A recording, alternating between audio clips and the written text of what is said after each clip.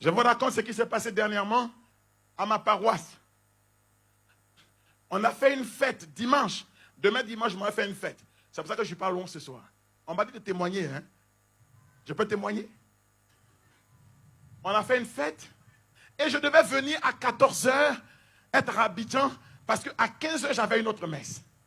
Alors mon vicaire, qui m'aime beaucoup, dit pour toi, est bien. Oh.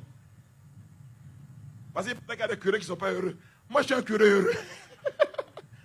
Mon vicaire qui m'aime beaucoup et qui veut me protéger de tous ceux qui veulent venir me voir à la manière de Pierre, qui refuse qu'on aille saluer Jésus.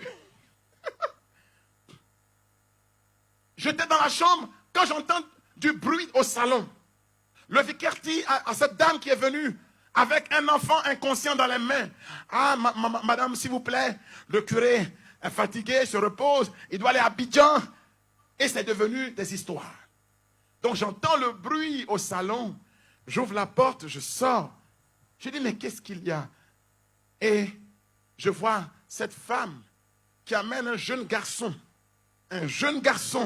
peut-être de 16 ans ou 17 ans. Je vois une pâte blanche ici. Il avait bavé et tout était asséché, les yeux fermés. Elle dit, mon enfant. Alors, je lui demande d'entrer à la chapelle avec l'enfant. Le salon, la chapelle.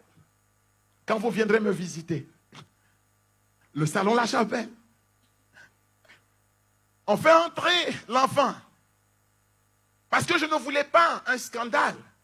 Je voulais la contenter. Je ne savais pas ce que l'enfant avait. Donc je prends l'enfant par la main. Je dis, bon, ça suffit maintenant. Hein, lève-toi. Et puis, hein, Seigneur Jésus, bénis cet enfant.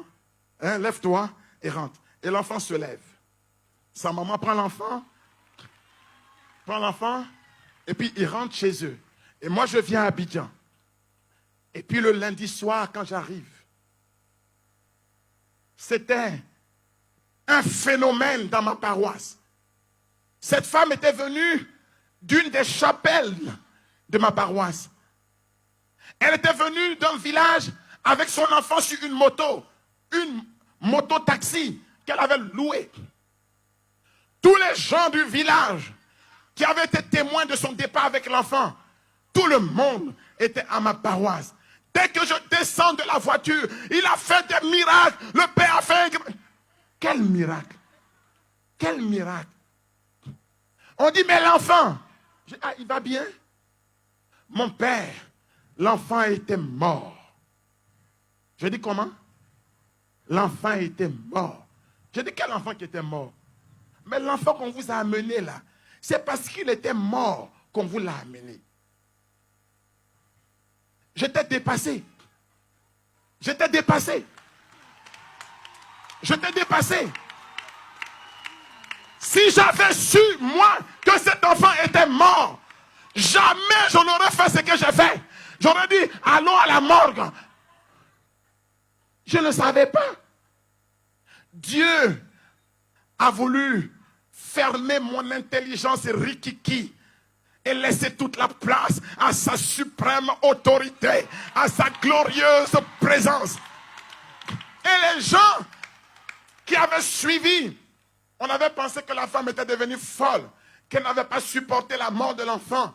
Mais elle a dit, c'est mon fils unique, c'est mon seul garçon, il ne peut pas mourir. Je m'avais trouvé le curé, il va demander à Dieu, pourquoi mon enfant meurt?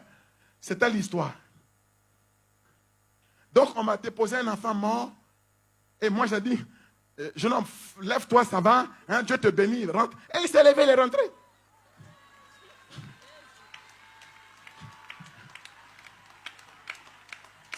Oh, gloire à l'unique témoin. Il est assis là-haut. Il est assis là-haut. Il est assis là-haut. Il est assis là-haut. Je ne vous parle pas d'un film avec des caméras.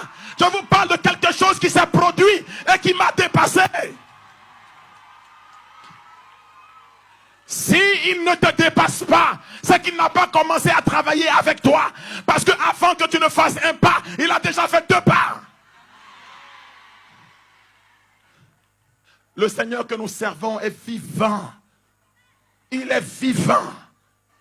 Il est vivant.